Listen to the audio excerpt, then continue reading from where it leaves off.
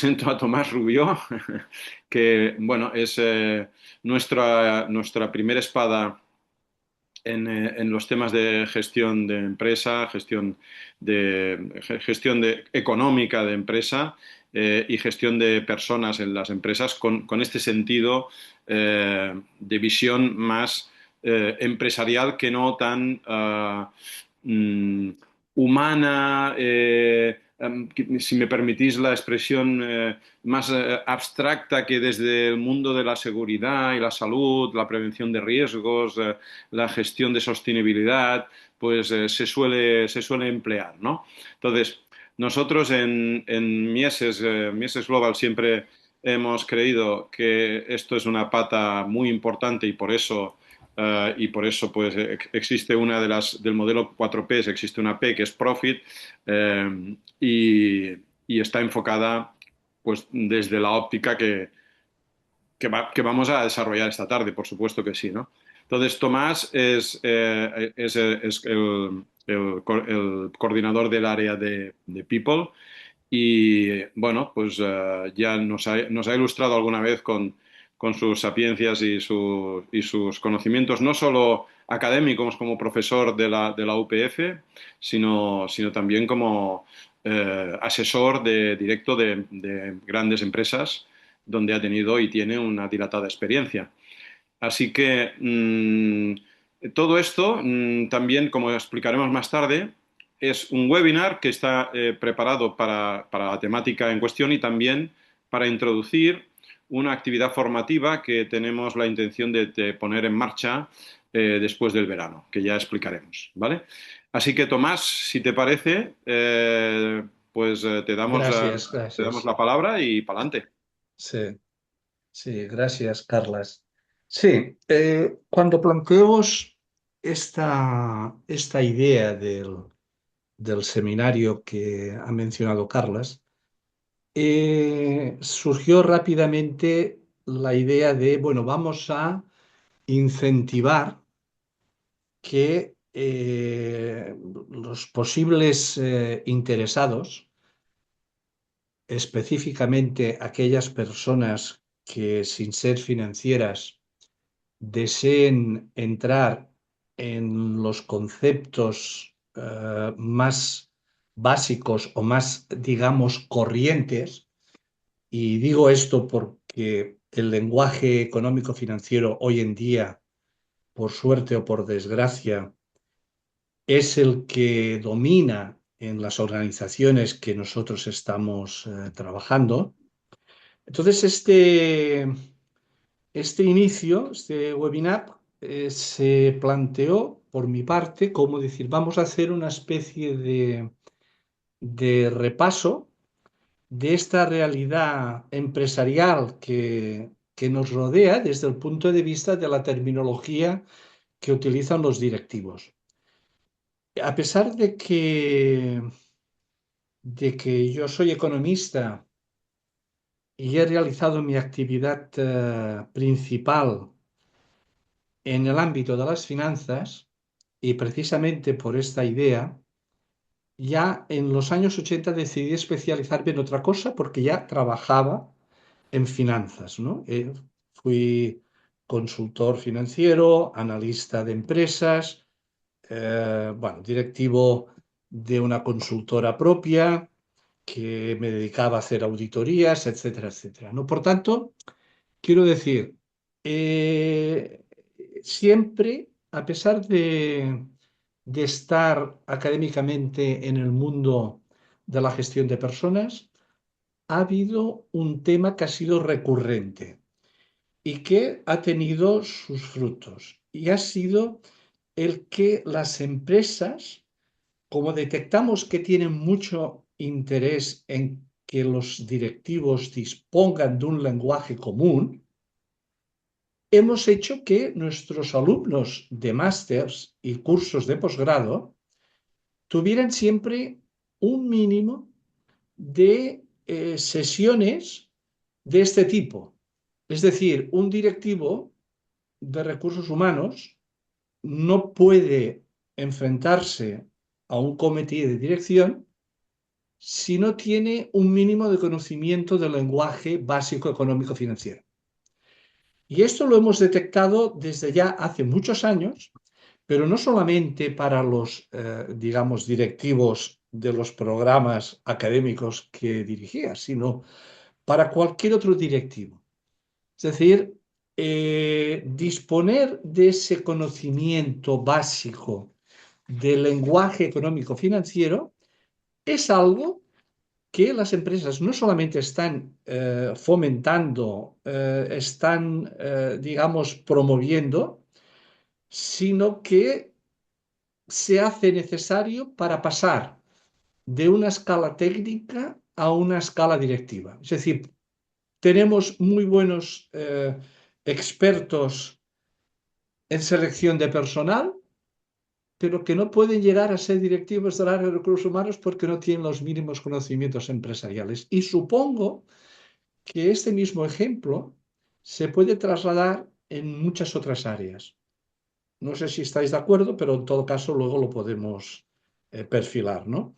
Por eso, ya en los programas desde hace bastantes años, yo te diría que más de 20, estamos incorporando ese lenguaje económico-financiero como asignatura optativa, como complemento de la formación, etcétera, etcétera, ¿no? Por tanto, cuando surgió esa idea, rápidamente hicimos bueno, una configuración del seminario y hasta de esta web en dos grandes temáticas, ¿no? Yo voy a hablar de todo aquello tangible, de lo que en definitiva es la realidad tangible de las empresas, para que luego Carlas os hable de los intangibles. Entiendo que eso es así. ¿Hoy, Carlas? Bueno, entiendo que eso es así. Por tanto, vamos a hablar de los mínimos conceptos que son necesarios para entender esa realidad tangible de las empresas, ¿no? Disculpa, Tomás. Además, Te sigo, ¿eh? Pasa que tenía el micrófono silenciado para no hacer más ruido porque estaba aquí desplegando un mueble, abriendo un mueble. no, no. ah, entiendo que luego vas a hablar de los intangibles y en todo caso vamos a participar de ellos en el diálogo, ¿no? Para lo que me corresponde, en general, para entender la realidad objetiva de cualquier empresa, organización, sea del tipo que sea, nos acercamos a esa realidad mediante dos grandes grupos de temas. Por un lado, la identificación de las oportunidades y las amenazas del entorno, cosa que hoy aquí no vamos a tratar, pero que son fundamentales para entender la realidad de una organización. Y luego un análisis objetivo interno, es decir, esos pilares básicos nos llevan al conocimiento de una empresa, ¿va? Con mayor o menor profusión en el análisis, pero son los dos pilares básicos que nos ayudan. Como vamos a entrar en lo que corresponde al análisis interno, ese análisis interno también nos va a poder facilitar y concretar los puntos fuertes y débiles de la organización. Se tiene que centrar, obviamente, en los aspectos de producción, comercialización, sus recursos humanos, etcétera, etcétera. Pero en este sentido, en el sentido del análisis interno, hay un elemento objetivo que tiene un carácter aglutinador de todos esos aspectos.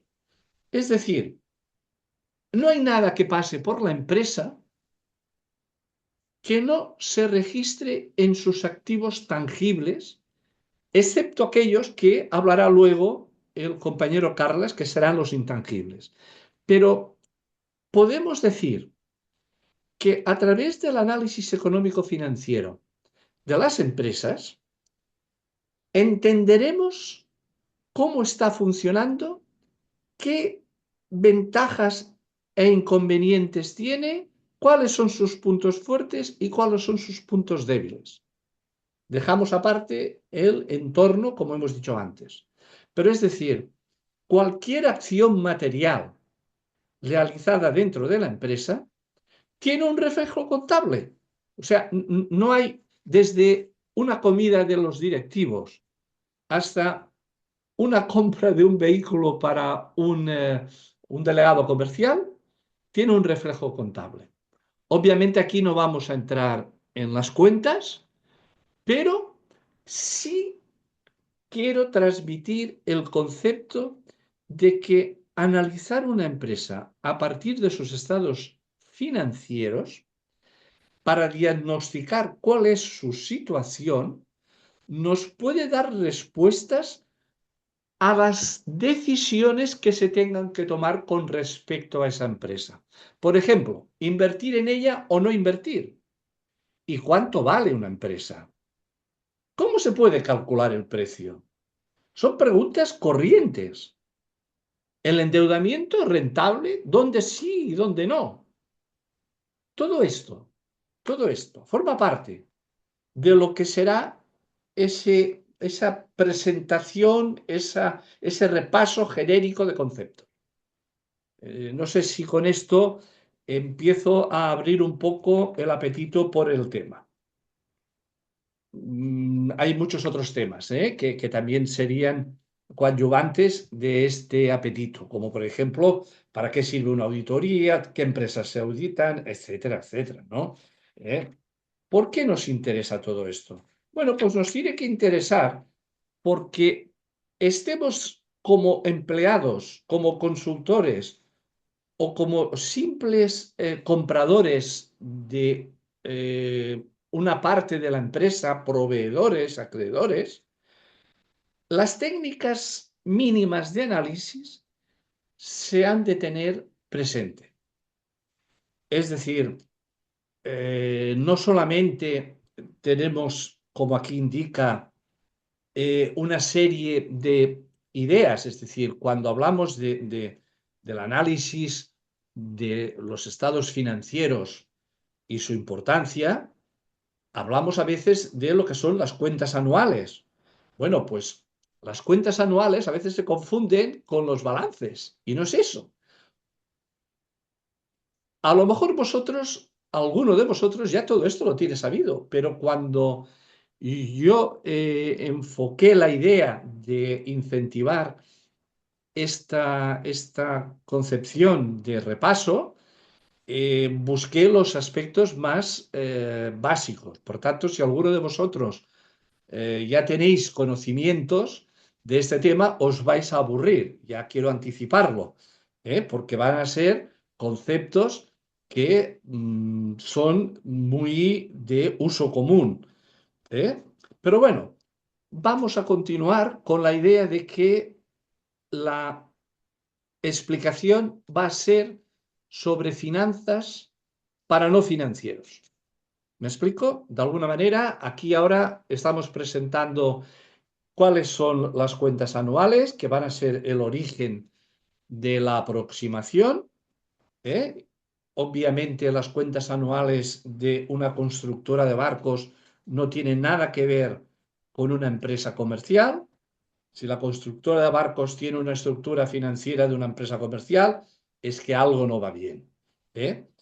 En este campo hay una doctrina que luego podemos comentar, si queréis, de muy amplia legalización, normalización, que con sus leyes de auditoría, del código, etcétera.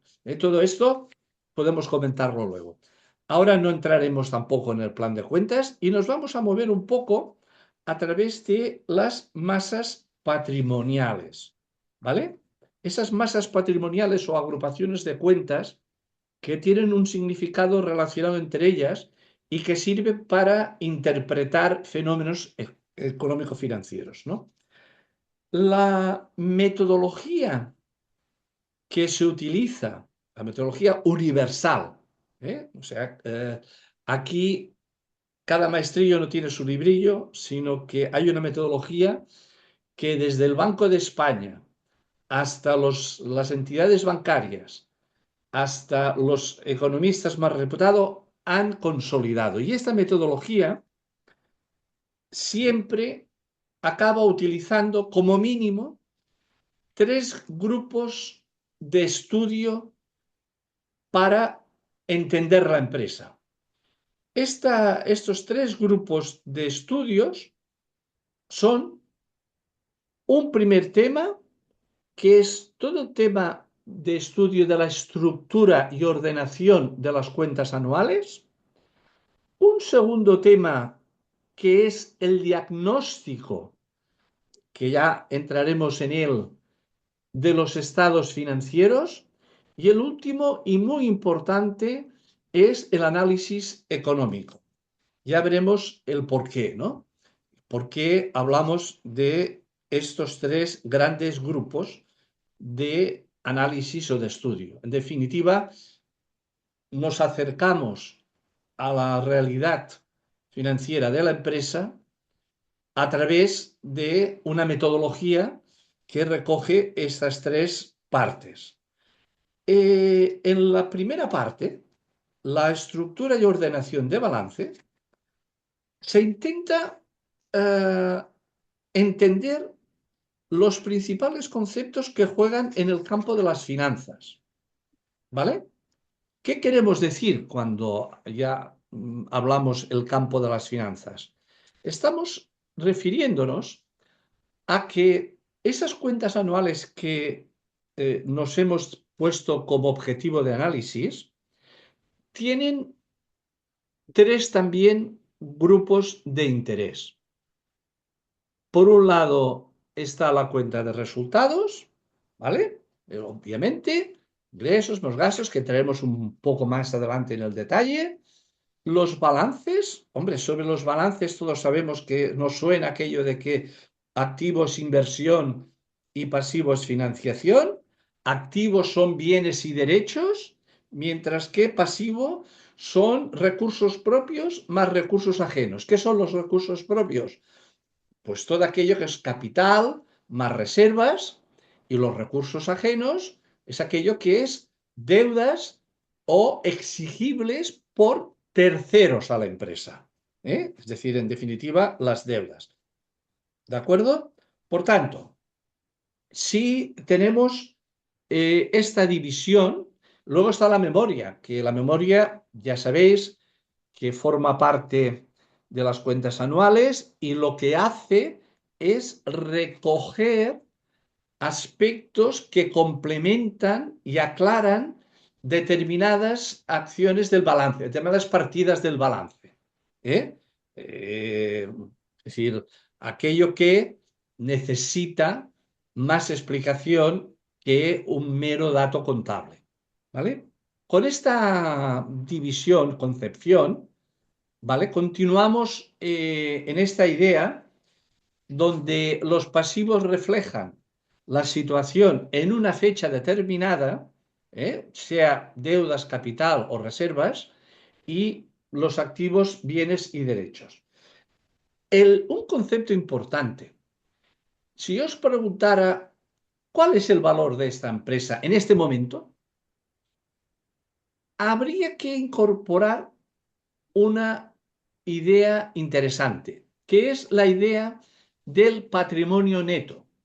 El patrimonio neto de una empresa no es nada más que el activo menos lo exigible. Hay otros conceptos que jugarían, pero aquello que no es exigible, aquello que no es exigible es lo que realmente es el valor propio de la empresa.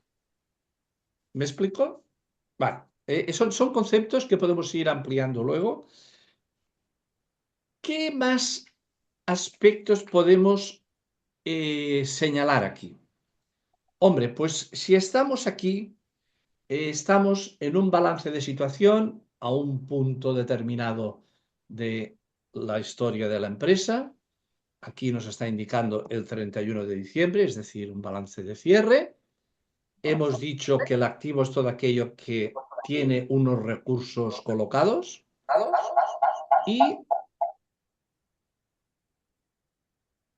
y el pasivo de dónde han salido los recursos. ¿Qué sucede?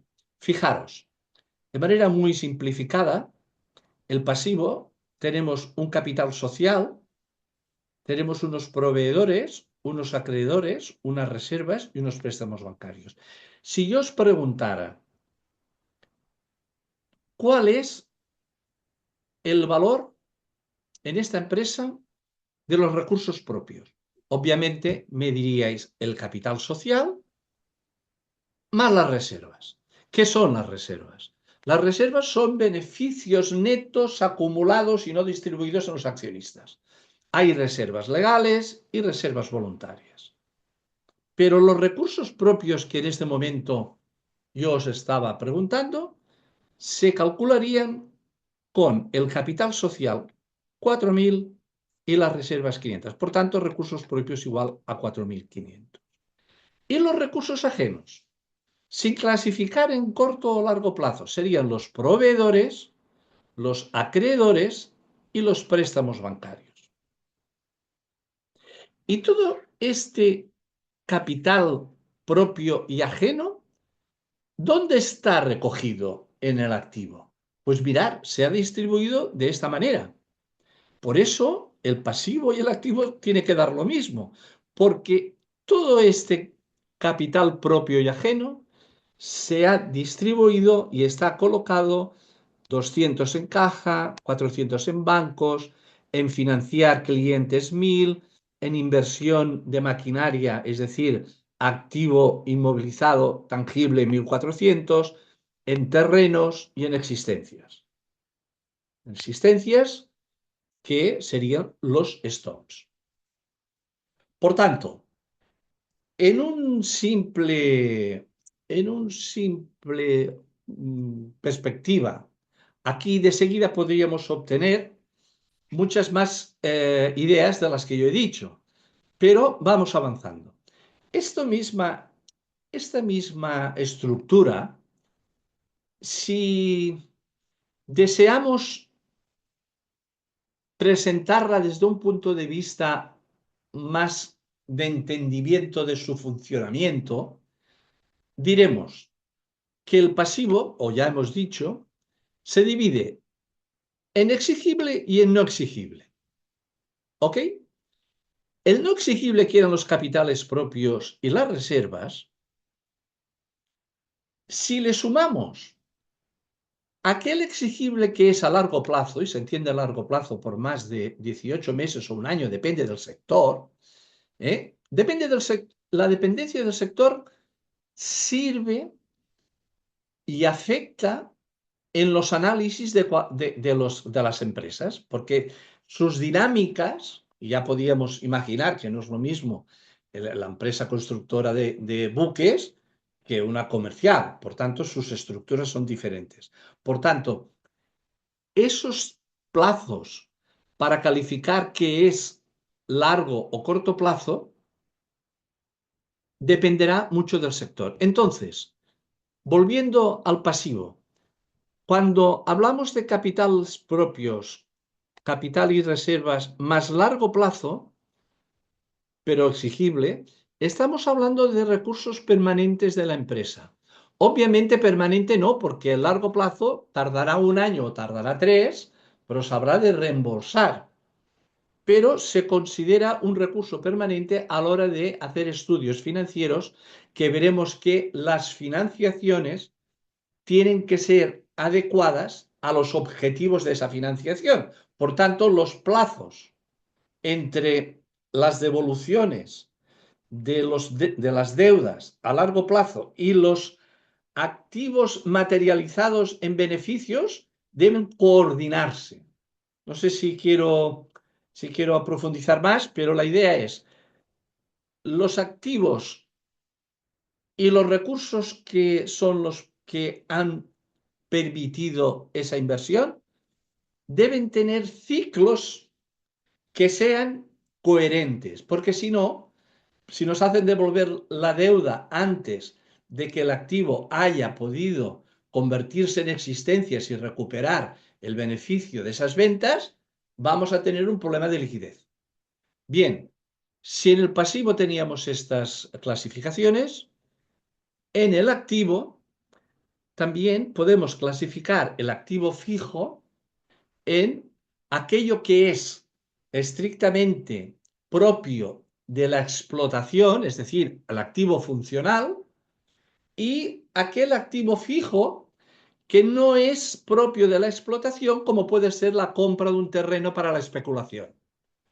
Obviamente no forma parte del circulante porque está como esa compra no se hace a corto plazo para especular, sino puede ser a largo plazo. Claro, si fuera una compra de un terreno para venderla inmediatamente o un edificio, sería un activo circulante extrafuncional. Pero generalmente lo clasificamos como extrafuncional porque tiene un periodo de maduración de mayor tiempo o consistencia que el propio funcional de la explotación.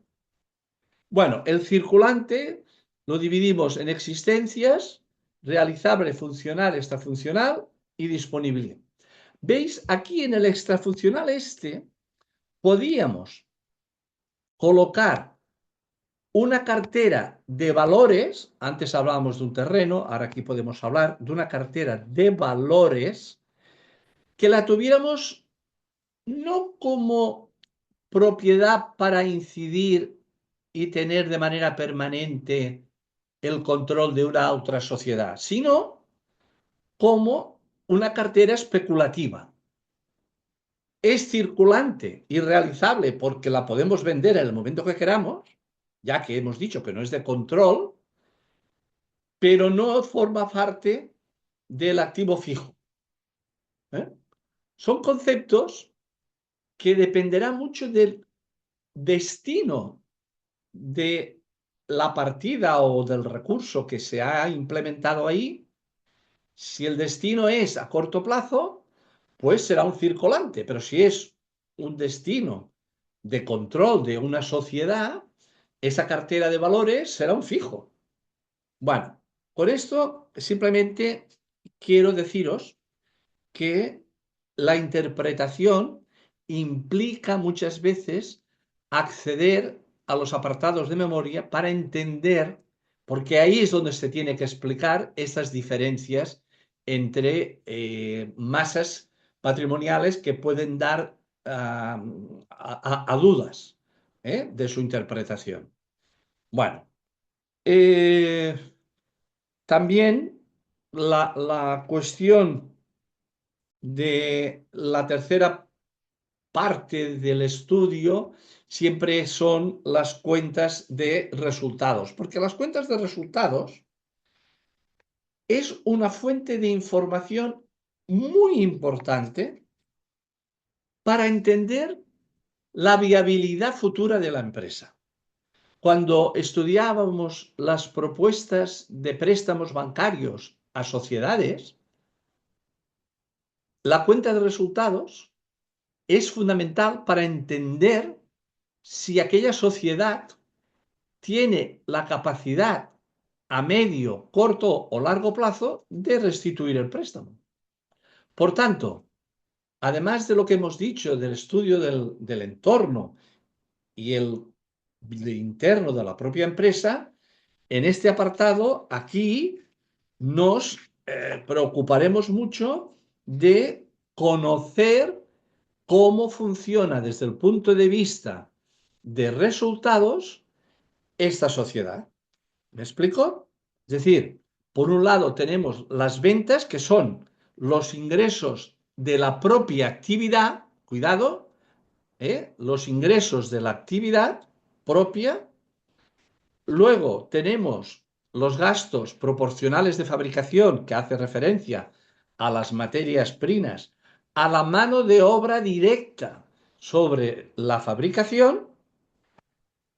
Luego tenemos los gastos comerciales y esto nos dará el margen bruto, que no es otra cosa que aquello que hace referencia exclusivamente a la función de explotación de la empresa. Luego hay una serie de conceptos como es la amortización, que recoge el desgaste del activo, para eso llamamos amortizaciones. Los gastos de estructura son aquellos gastos fijos que, por ejemplo, el personal, hay discusiones que son variables o son de estructura. No, los gastos de personal tienen dos posibilidades. Todo aquello que sea, digamos, variable por la comercialización o por la explotación o el trabajo de fabricación, y todo aquello que es estructura. Es decir, vendas o no vendas, fabriques o no fabriques, tienes unos gastos fijos de personal, pues esos van ahí. ¿De acuerdo? Por tanto, esa diferenciación entre costes o gastos flexibles y costes o gastos, que acostumbran a llamar gastos, de estructura o fijos. Todo esto nos da un beneficio que se llama BAI, que es el beneficio antes de intereses e impuestos, ¿eh? Que luego se va adaptando porque hay unos gastos financieros que nos interesa conocer, es decir, los intereses pagados y los intereses cobrados serían los gastos financieros. Esto nos dará lo que denominamos un BAT, beneficio antes de tasas, son terminologías americanas, beneficio antes de impuestos, que después de pagar el impuesto de sociedades nos da el BPT, que es el beneficio post tasas. Este beneficio post tasas, el BPT, es el que queda libre para la empresa. ¿De acuerdo? Es el que luego vamos a decidir si pasa a reservas todo o parte, y esa parte va a dividendos o no. ¿Vale? Es decir, a veces pensamos resultados que van a dividendos. No, los resultados que van a dividendos son los beneficios netos. A la hora de hacer el análisis, no es lo mismo analizar los beneficios antes de impuestos, no es lo mismo analizar los beneficios antes de cargas financieras y no es lo mismo el estudio de los beneficios netos, ¿no? Vamos avanzando. Aspectos que se dan como si fuera un checklist en el estudio de las empresas. Bueno, pues por supuesto habéis oído hablar de la liquidez, del endeudamiento. La independencia financiera, ¿qué corresponde? Es, hombre, la relación entre recursos propios y recursos ajenos. Contra mayores recursos propios, más independencia vas a tener. ¿Me explico? Lo conceptualizo, pero esto tiene sus fórmulas. ¿Vale?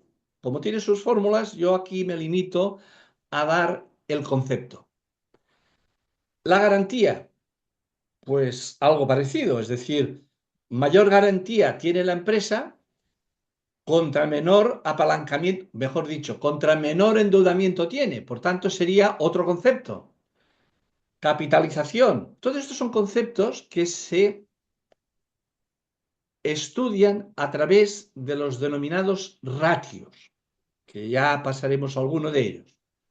Gestión de activos a través de las rotaciones, es decir, los activos sean activos de existencia, activos circulantes, activos materiales o intangibles, ¿qué rotación tiene? Para una empresa un intangible, en este caso, desde el punto de vista de cuentas anuales y sin entrar en lo que explicará Carlas, los intangibles serían las patentes y las marcas, que también se contabilizan. Imaginar aquel clásico ejemplo del valor que tiene la marca Coca-Cola, que lo tienen en balance.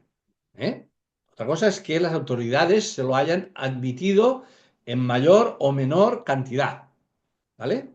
Y por último, uno de los aspectos que también es muy básico, y como ya hemos dicho, es conocer la rentabilidad. Pero veremos que hay diferentes tipos de rentabilidades. A veces hablamos de rentabilidad cuando realmente tenemos que añadirle un adjetivo que es, ¿qué son? ¿Rentabilidades para el accionista? ¿Rentabilidades para los activos? ¿Rentabilidades para qué? Si podemos centrarnos un poquillo en esto. No voy a entrar ahora en aspectos previos, ya se entiende, hablamos de empresas que tienen fiabilidad, es decir, a un banco no le puedes llevar unos balances que no sean fiables, te lo detectan. Bueno, no necesitamos la inteligencia artificial para conocer cuando los datos contables no eran correctos, ¿no? Utilizamos valores promedios, con sectores. Obviamente las medias sectoriales son muy importantes para poder comparar si lo que nos están diciendo tiene sentido o no tiene sentido. Y luego también los tamaños de empresa, en función de los tamaños, también las estructuras de balance pueden ser diferentes en parte, no en totalidad. Por tanto, estos son aspectos que todos hemos oído alguna vez, que son los propios del estudio de cualquier empresa, ¿vale? Con sus características. Claro, siempre hay empresas que tienen unas características muy lejos o lejanas de los aspectos comunes, ¿no? Entonces, los, uh, los aspectos que hemos dicho que vamos a profundizar un poco más, que son los tres grandes temas de estudio para diagnosticar a una empresa, si queremos invertir, si queremos salirnos del capital, queremos comprar la empresa, si, no sé, mil circunstancias que nos van a facilitar el entender en qué situación se encuentra la empresa. Esos tres grandes temas: el análisis patrimonial, el análisis financiero y el análisis económico. Es el ABC, ¿vale? Como decía al principio, es el ABC de cualquier estudio de sus activos o pasivos de cualquier empresa. Vayamos por el patrimonial. El patrimonial, para que nos entendamos, es Tomás, aquel... perdona, ¿eh? Sí, digas. No, lo digo porque como siempre ¿Tiempo? en estas situaciones sí, el condicionante tiempo nos está empezando Pues a vamos, apretar un poco, ¿vale? a quan estem? Quan disposo? Bueno, ya estás fuera de tiempo, Pues acaba tranquilamente, pero estás... dejarme acabar. Hemos hablado de tres grandes temas. ¿Cuáles son los temas, cuáles son los contenidos de cada uno de ellos, sin entrar en los ratios, ni en los equilibrios, ni en los presupuestos de tesorería, etcétera, etcétera? Cuando hablamos de el estudio patrimonial, hablamos de los equilibrios internos que tiene la empresa.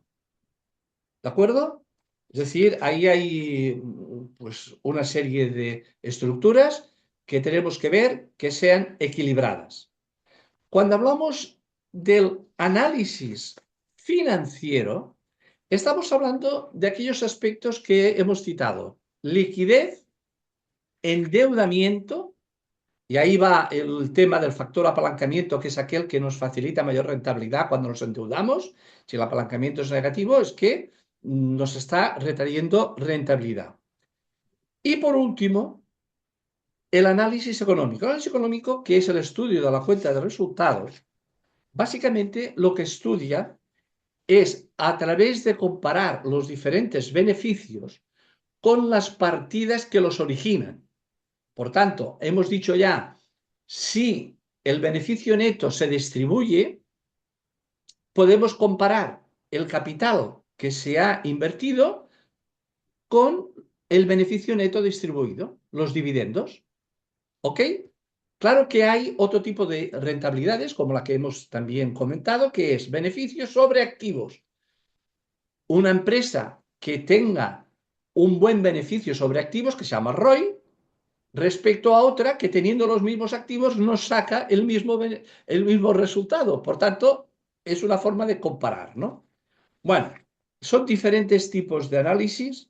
Resumiendo, no quiero ser pesado con tanta información, pero sí deciros que en vuestra carrera profesional algunos ya habéis utilizado vuestros conocimientos financieros, pero aquellos que os falte algo de esta terminología, os ofrecemos desinteresadamente la posibilidad de profundizar en unas sesiones, espero, del mes de noviembre. Nada más, para los que tengáis dudas, podemos entrar Bien, más tarde, cuando tengamos tiempo, y comentamos. Gracias por escuchar. muy Gracias, bien. Tomás. Pues, Gracias gracias. por cerrar la intervención tan extremadamente interesante y específica, ¿no? Sobre la materia que no acostumbramos a ver en el ámbito profesional como decía al principio, de la sostenibilidad, de la seguridad y salud en el trabajo, ¿no? De la gestión de personas, de lo intangible, básicamente. Yo, como vamos un poco apretados de tiempo, voy a, voy a empezar, a ver, voy a empezar a ver si Lo puedo. dejo de compartir Sí. y ya estoy. Bueno, ¿estáis viendo la diapo? ¿Se ve? ¿Veis la primera diapo? Sí, Sí, Vale, genial, gracias. Vale, pues si os parece, mi intención es hablar un rato sobre esto, pero básicamente no tanto en un aspecto como ha hecho Tomás, que a él le tocaba, ¿no? Ese marco conceptual de obligada tránsito, sino desde una visión mucho más cercana a lo que nosotros vivimos, la gran parte de profesionales de Mises Global que nos movemos en el ámbito de pues, lo que he dicho antes, de la sostenibilidad, gestión de personas, prevención de riesgos, seguridad y salud, ¿no? Aquí tenemos, que seguro que Tomás sabe perfectamente y se habrá leído algún libro de este señor, Peter Drucker, un gurú de la gestión empresarial, del management. Y bueno, una de sus frases es esta que veis ahí, ¿no? El primer deber del negocio es sobrevivir y el principio guía de la economía comercial no es maximizar utilidades, sino evitar las pérdidas. ¿Y qué son los accidentes o las incidentes en las empresas sino eso? Pérdidas, ¿no? Por lo tanto, desde esa máxima de Drucker ya nos está empujando a la necesidad de decir algo, ¿no? ¿Qué tenemos que decir nosotros desde el ámbito de la seguridad, salud, sostenibilidad y demás? ¿Por qué desde el área de gestión de lo intangible se deben calcular costes? Pues hombre, hay muchos motivos, pero algunos los anotamos aquí. Hay prestaciones, como todos sabemos, derivadas de los daños a la salud de los trabajadores. Algo tendremos que decir, ¿no? Cuando hay prestaciones que pues, suponen un dinero. Luego también obtener resultados, aquella famosa frase de gestionar son resultados. Proponemos gestionar esto, aquello, proponemos una planificación de actividades y después, ¿qué decimos acerca de ello, ¿no? También hay que valorar los diferentes aseguramientos, ¿no? Opciones e importes, es decir, maquinarias, flotas de vehículos. ¿Estamos bien asegurados? ¿Estamos infraasegurados? ¿Pagamos poco o pagamos demasiado para lo que tendríamos que tener, ¿no? Eh, También, bueno, anticipar situaciones previsibles puede aportar beneficios. Lógicamente, por eso hay un área importantísima que hay mucho miesito y miesita que se dedica a la prevención de riesgos laborales, ¿no? De situaciones previsibles, ¿no?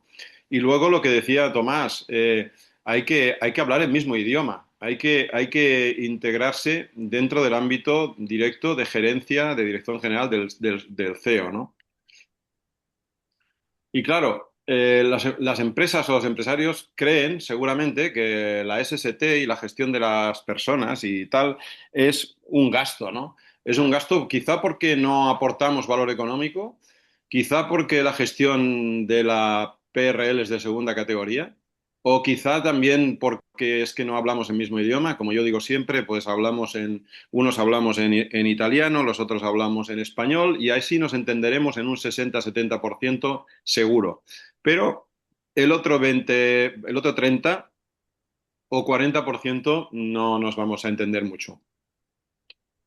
¿Por qué debemos entonces calcular costes? ¿Por qué debemos entrar en lo que es la actividad de coste-beneficio en las empresas desde nuestra parcela? Pues por varios motivos que vamos a intentar desgranar, ¿no?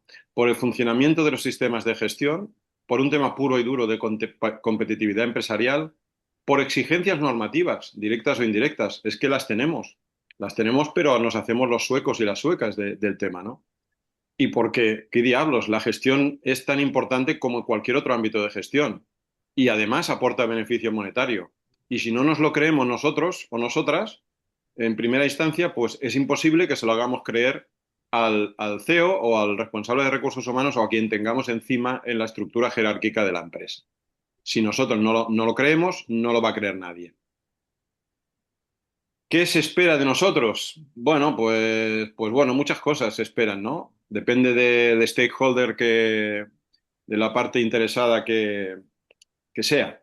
Pero los empresarios seguramente lo que quieren es que no haya accidentes, que no haya costes referentes a los accidentes y, por supuesto, sanciones y otras cuestiones que vienen asociadas, ¿no? Nosotros tenemos que ver esto desde un solo engranaje, es decir, desde sí, bueno, los sistemas de gestión se dividen en varios tipos para poder facilitar su estudio y su aplicación, pero es un solo, ¿no? Es un SIG, es un sistema integrado de gestión, ¿no? Y si todo funciona bien, somos más competitivos, la competitividad de la empresa está asegurada. Y si no funciona bien, pues entonces vamos a ser menos competitivos y, por tanto, siendo menos competitivos, habrá peligro de tener pérdidas o a corto, medio, largo plazo de desaparecer como empresa. Por lo tanto, tenemos que pensar en una empresa competitiva en términos económicos, ¿eh? Que esos términos económicos trasladados a hoy día, a lo que es la sociedad de hoy día, con todos los valores que, que prevalecen, pues tenemos productos o servicios que contribuyan al bienestar. Procurar ir más allá de lo que la ley o la reglamentación nos indica. El tema de la ética, ¿no?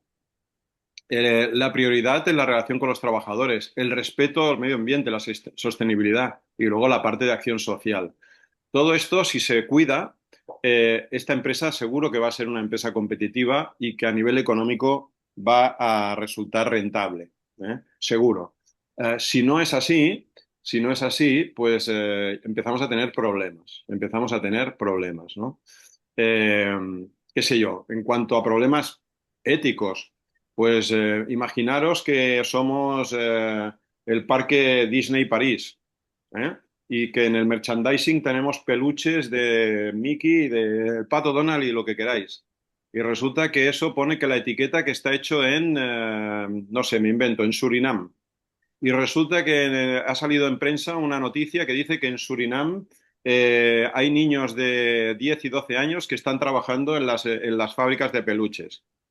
Pues oye, una empresa como Disney París que pueda verse en una situación que afecte a la ética de una manera tan bestia, que lo relacione con eso, evidentemente puede tener una pérdida importante de beneficios solamente por eso. Es un ejemplo, ¿eh?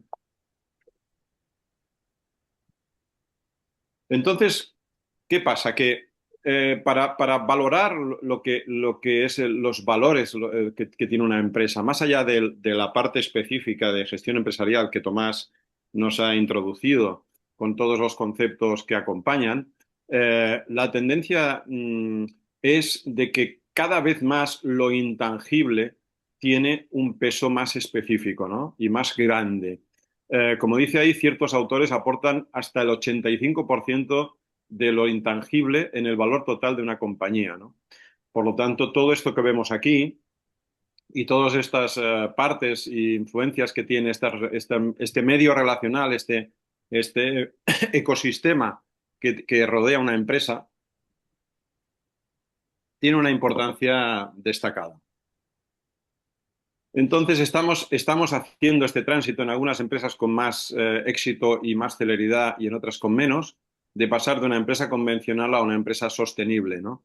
De una empresa convencional donde se maximiza el beneficio para los accionistas a una empresa sostenible donde se maximiza la creación de riqueza para la sociedad, no solo para los que trabajan en la empresa, sino también para quienes se relacionan con ella, ¿no?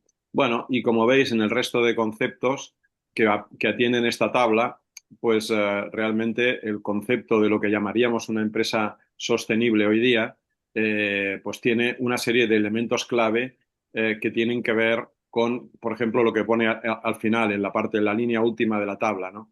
La empresa convencional tiene una posición reactiva, la socialmente responsable proactiva y la sostenible es liderazgo, liderazgo. Esto que tanto hablamos en Mieses desde el principio, desde hace 8 años, hablando de este tipo de cuestiones que tienen que ver con esto que estáis viendo claramente, ¿no? Pero vamos un poco al grano. ¿Es cierto que los resultados empresariales de verdad, tienen que ver con la cultura preventiva, con la cultura de la sostenibilidad? ¿Tienen que ver sí o no? Porque a lo mejor estamos aquí, como se dice en catalán, haciendo volar palomas, ¿no? Fem volar coloms. Y no es verdad, ¿no? Bueno, vamos a ver qué pasa, ¿no? Un primer elemento. Muchas veces los prevencionistas vivimos en nuestro reino taifa, aislado del mundo, con una corona de espinas y un látigo para flagelarnos, porque las empresas, pobrecitos de nosotros, no nos hacen caso. Y bueno, pues qué malo es el CEO o qué mala es la dirección de la empresa o la gerencia. Vale, a lo mejor sí, son muy malos, ¿no? Y tal. Pero es que ¿por qué no hacemos una autocrítica? ¿Por qué no empezamos viendo cómo situar estratégicamente las acciones que queremos llevar a cabo en la empresa, nuestra planificación? Es decir, si yo llego a una empresa donde me ponen a gestionar la PRL y resulta que esta empresa, como veis aquí en la curva de Bradley, es una manera de valorar, evaluar en qué fase está la empresa o incluso en una empresa grande, el departamento de una empresa en cuanto a cultura preventiva, aquí lo vamos a ver mejor. Eh, yo me equivocaré muy mucho si tengo a mi empresa casi toda ella en la fase uno que es reactiva, y planteo que para el año que viene uno de los puntos cruciales es obtener la certificación ISO 45001. Pues campeón, te vas a dar un tortazo de los gordos. Porque si están en fase reactiva, fijaros lo que es la fase reactiva: seguridad a partir de los instintos naturales, cumplir las reglas y objetivos. Todo delegado es responsable de seguridad. Todo, o sea, aquí nadie tiene nada que ver, el de prevención, el de seguridad. Y los líderes no se involucran para nada. O sea, ya se lo hará este. Y si alguien se hace daño, pues es culpa del que se ha hecho daño, evidentemente, ¿no? Puede ser que estemos en la fase dependiente, como así es, pues por ejemplo, en el caso del carnet de conducir por puntos, ¿no? Por cierto, aprovecho para saludar, creo que está conectado, y felicitar a nuestro queridísimo, queridísimo profesor, líder de la seguridad vial en España y en Europa, José Luis Pedragosa, por el premio que te han dado en la ORP, en el Lean ORP de Barcelona 2026, que te lo tienes muy, muy merecido. Y es que me he acordado de ti porque voy a hablar del carnet por puntos. En la fase dependiente, como veis, hay compromiso de liderazgo, seguridad como condición de empleo, miedo porque hay disciplina, reglas y procedimientos, control y objetivos dictados por el que supervisa, se valorizan a todas las personas y hay formación. Bueno, pues ¿qué es eso? El carnet por puntos, claro, claro. Si uno va por la ronda de Barcelona y sabe que hay un radar en el cual cuando pasas de 60 o de 80 te va a cazar, todo el mundo cumple con las normas. Hay miedo porque hay una disciplina, hay unas reglas, hay unos procedimientos, ¿no? Y cuando te pasas de la rosca, te quitan puntos, te saltas un semáforo, te localizan pues hablando con el móvil, no sé qué. Y cuando te quitan puntos, pues te tienen que dar formación. Así que esa es la fase dependiente, ¿no? En la fase independiente, como veis, hay valores personales, ya la persona tiene un cuidado consigo mismo, hay un reconocimiento individual, etcétera, etcétera, etcétera. Es una buena fase para plantearse la ISO 45001, la dependiente también, pero depende de las condiciones de la empresa, y finalmente la mejor de todas, la interdependiente, donde todos pertenecen a una red de cuidado colectivo y uno es el guardián de los demás, ¿no? Aquí sería el resumen. En la fase 1 cumplo con la seguridad cuando es conveniente, mira tú por dónde. En la fase 2 cumplo con la seguridad porque no tengo otro remedio. En la fase 3 creo en la seguridad para mí y mi familia, y en la fase 4 creo en la seguridad para mí, para mi equipo, y fomento que otros crean en la seguridad. Entonces tengamos muy presente esto, porque a veces nos damos de bruces sin motivo alguno, ¿no? He querido decir esto porque estoy hablando de cultura preventiva y coste-beneficio. Entonces, primero hablar de la cultura preventiva brevemente. Tenemos una multitud de estudios, como veremos y hablaremos en lo que me quede de tiempo, que hablan acerca de actuaciones preventivas y productividad. Estudios, además, de entidades que no dejan lugar a dudas del prestigio y que lo que digan pues tiene un peso, ¿no? En este caso tenemos la Asociación para el Cuidado de la Calidad de Vida, que tenemos aquí una serie de elementos que nos dice, en definitiva, y para resumiros un poco, bueno, pues lo que pasa es que el 90% de las empresas afirma que la gerencia en las organizaciones considera que la salud de los trabajadores influye en la reducción del absentismo y el incremento de productividad. Aunque solo el 6%, el 6%, manifiesta obtener una mejora medible de la productividad por la utilización de programas de bienestar. O sea, la mayoría está seguro que tal, pero solo el 6% puede tener estos indicadores, estos KPIs medibles que demuestran tal cosa, ¿no? Entonces, me parece que muchas veces nos tenemos que mirar el ombligo un poquito, ¿eh? Bibliografía hay mucha en la presentación y cosas que no hay aquí, pero también existen.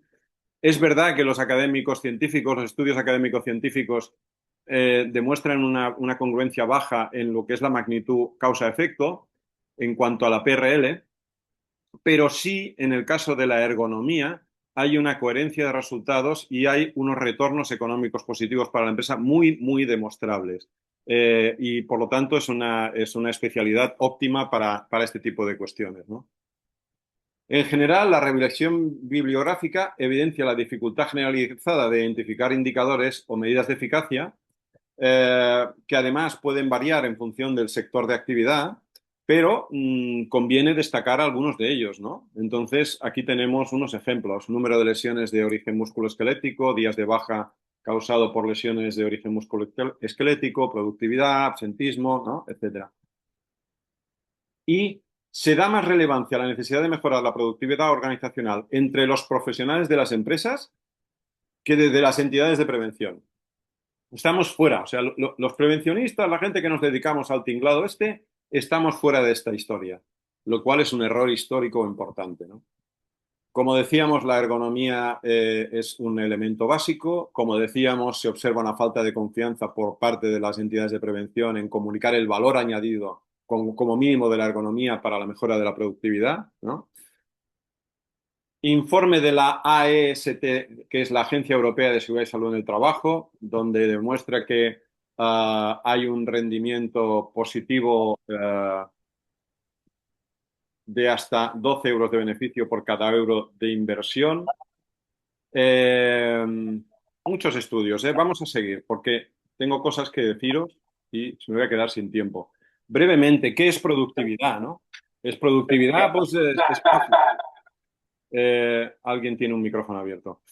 Productividad es fácil, ¿no? Es la producción dividida por los recursos empleados. Lo que pasa es que en los recursos empleados ahora ya tenemos que introducir no solo los recursos económicos, sino también los materiales, el tiempo, que es un intangible, pero es un intangible que cuesta pasta, el número de empleados trabajando, y también los recursos como la huella ecológica, el impacto social.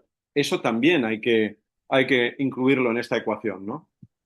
Aquí tenemos un estudio que tiene ya un tiempo, porque es del 2003, de la OIT, que digamos que no es nadie que no sea respetable, sino todo lo contrario, donde nos está diciendo que hay una relación directa entre competitividad y seguridad. No existe este estudio actualizado, por eso seguimos planteando el del 2003. Es difícil evaluar la accidentalidad en los países porque, como bien sabéis, unos consideran, pues no sé, los in itinere como son accidentes laborales, otros no, etcétera, etcétera, ¿no? Otros, si te accidentas, pues tienes que disimular porque si no te echan a la calle, como en Estados Unidos o otros países, etcétera, etcétera. Pero donde no hay lugar a dudas es en los accidentes mortales. Cuando un trabajador muere en el trabajo, pues muere aquí, en la China, en Estados Unidos y donde sea. Y como podéis ver, hay una relación directa entre la competitividad medida por el IMD, que es un instituto de mucho prestigio suizo, que mide la competitividad por países, y hay una relación directa entre accidentes mortales y competitividad de los países. Por lo tanto, algo tiene que ver la prevención, la seguridad de salud, la sostenibilidad de las empresas con la competitividad de las mismas, ¿no? ¿Cómo podemos medir la rentabilidad de la acción preventiva? Hombre, pues con una serie de elementos que nos basemos o nos basaremos en lo que ya hay hecho, no inventaremos la rueda. La rueda ya está inventada. Pues un análisis coste-beneficio que no servirá al 100%, pero nos tendrá que ayudar mucho, ¿no? Tendremos que tener en cuenta los intangibles y tendremos que ver que la rentabilidad de la prevención no es inmediata, casi nunca, y que va asociada a acciones estratégicas. Todo eso hay que tenerlo en cuenta, ¿no? Y una aproximación sería pues considerar unos ingresos y unos gastos, ¿eh? Que serían un poco pues el resumen que veis ahí, ¿no? No vamos a entrar en los detalles porque simplemente es para demostraros cómo afrontar esto y detalladamente pues en el curso que se hará ya lo interpretaremos, ¿no? Necesitaremos indicadores socioeconómicos, tendremos que clasificar y cuantificar lo cualitativo, tendremos que ver que sean socioeconómicos, que tengan en cuenta estos intangibles de los que hablamos, ¿eh? Y tendremos bueno, que tener en cuenta una contabilidad, ¿eh? Indicadores como los que veis aquí. Hay muchos, ¿eh? Indicadores de situaciones específicas en PRL, indicadores de resultados. ¿Mm? Aquí vemos algunos que nos suenan, ¿no? Siniestralidad, absentismo. Pero lo que no tenemos en cuenta es lo que viene detrás, donde dice siniestralidad y costes asociados. Ah, esto no lo hacemos, ¿no? Los prevencionistas y tal, no lo hacemos. Absentismo y costes. Sí sabemos que tenemos un absentismo del 12, del 10, del 4, del 6, pero no sabemos los costes que tenemos asociados. Por otro lado, la normativa nos dice que hay un círculo de mejora continua en el modelo preventivo que propugna y que este círculo de mejora continua se traduce en pues este círculo que tenemos aquí: plan de prevención, procedimientos, control y seguimiento y diagnóstico de necesidades. Entonces, este círculo de mejora continua nos dice que hay un control y seguimiento de resultados, ¿no? Como en cualquier círculo de mejora continua, una evaluación interna y externa. Y necesitamos indicadores de resultados que no estamos brindando. Entonces, no estamos haciendo el círculo de mejora continua. Como gestores no estamos actuando bien, ¿no? Y luego, además, en el artículo 16 de la ley nos dice que para hacer una planificación adecuada de actividades se tiene que anotar, aparte del plazo, los responsables y tal, los recursos humanos materiales necesarios para su ejecución. Es decir, todos sabemos que si ponemos que en la planificación del 2026 que hay que hacer una formación que costará no sé cuánto porque pues vendrá una consultoría y no sé qué, ¿y cuánto dinero va a costar? Tanto. O sea, estamos anotando en la planificación lo que nos cuesta las actividades que planificamos, pero sin embargo no estamos luego diciendo qué ha pasado con esa pasta que hemos metido ahí. Otro fallo de gestión, ¿no? El mismo, vaya, pero repetido. Y luego, finalmente, el riesgo grave inminente. Todos sabemos que hay situaciones que pueden resultar un riesgo grave inminente, un incendio, una electrocución, qué sé yo qué, una caída en altura. Bueno, a veces no nos hacen caso. Oye, que hay que hacer esto porque si no aquí puede pasar una que no sé qué. Vale, ¿por qué no decimos lo mismo, pero diciendo, oye, si no se hace esto, que es poner una barandilla para que no se caiga un trabajador y poner la barandilla, vale, me invento, 80 euros, 120 euros, puede ser que tengamos que paralizar, más allá de que haya un accidente o no, tengamos que paralizar por riesgo grave e inminente porque algún trabajador, el sindicato, el delegado de prevención, quien sea, lo manifieste y la paralización de la actividad va a costar tanto dinero, ¿no? El plan de prevención, el mismo plan de prevención, que es la madre del cordero de la PRL, ¿no? Nos dice que en el apartado E, el plan tiene que contener la política, objetivos, metas, tal, así como los recursos humanos, técnicos, materiales y económicos de los que se va a disponer a tal efecto. Oye, otra vez estamos en la misma. O sea, tenemos que decir cuánta pasta nos gastamos en prevención, pero luego a nadie se le ocurre decir qué ha pasado con ese dinero, ¿no? ¿Qué resultado ha dado o qué no ha dado o qué hemos hecho con ese dinero, si hemos beneficiado, hemos hecho que la empresa sea más competitiva o no? Bueno, pues todo esto es un tema, son deberes pendientes que tenemos desde este ámbito de gestión, ¿no? Y vamos a ver que muy rápidamente hay multitud de datos que yo no quiero atabalaros. Atabalaros en catalán, en castellano es dejaros confusos con tantas fechas, con tantas cifras, pero sí que, bueno, podemos ver aquí una serie de datos que yo me voy a fijar en alguno de ellos, como por ejemplo, aquí donde dice productividad, dice diferencias en la salud explican aproximadamente el 17% de la variación en el producto por trabajador. A mí me parece, yo creo que estaremos de acuerdo en decir que el 17% de variación en el producto por trabajador es mucha pasta, ¿eh? Por trabajador, por cada persona. Aquí tenemos un estudio, nada, de cuatro mindundis, ¿eh? La OIT, la Agencia Europea de Seguridad y Salud, el ICO y luego el Instituto Finlandés y el de Singapur, ¿no? Que dice que los elevados costes que tienen las empresas podrían salvarse con estrategias políticas y prácticas correctas de seguridad y salud en el trabajo. ¿Eh? Es un proyecto de análisis coste-beneficio sobre la SST del año 17, publicado por la ILO, ¿no? ILO.